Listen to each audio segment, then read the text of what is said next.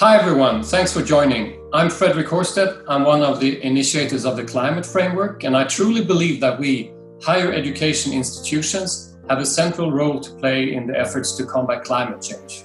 I'm Göran Finnveden. I'm one of the other initiators of the climate framework.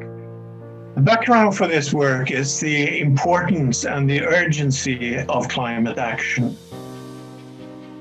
We have an important task to contribute through our teaching, research, and innovation activity, but we also need to contribute by reducing greenhouse gas emissions from our own operations in line with the rest of society.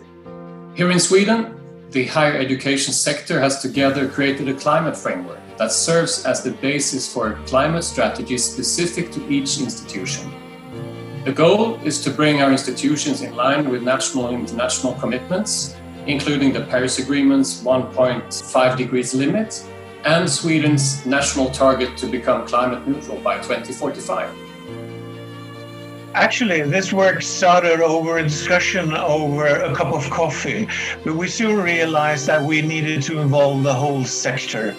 So we started a collaboration with other Swedish universities, and in the end, all 37 presidents of higher education institutions signed the climate framework.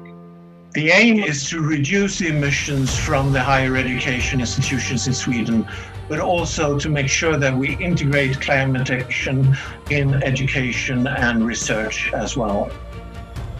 Each institution chooses their focus areas depending on their local circumstances, and every institution is prepared to work with the following areas: education, research, collaboration, business travel, and energy usage. The foundation of the climate framework is the shared belief that a sustainable future is better achieved working collectively. That's how we engage and tackle the challenges to make our sector sustainable. The shared framework includes, but also extends beyond local projects and initiatives. That is to deploy implementation of climate targets across a breadth of Swedish institutions. An important aspect of the climate framework is a follow-up. So every higher education institution must allocate resources to also do a follow-up. The climate framework consists of a clear and simple commitment, and then we have developed a guideline document that identifies key areas for climate impact of the institutions. We who have signed the climate framework, we are familiar with the challenges of coping with climate change. We believe that we tackle them best together and in collaboration.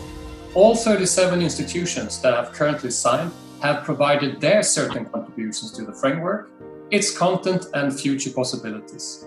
We hope that the climate framework can be an inspiration for higher education institutions in other countries, as well as networks and organizations.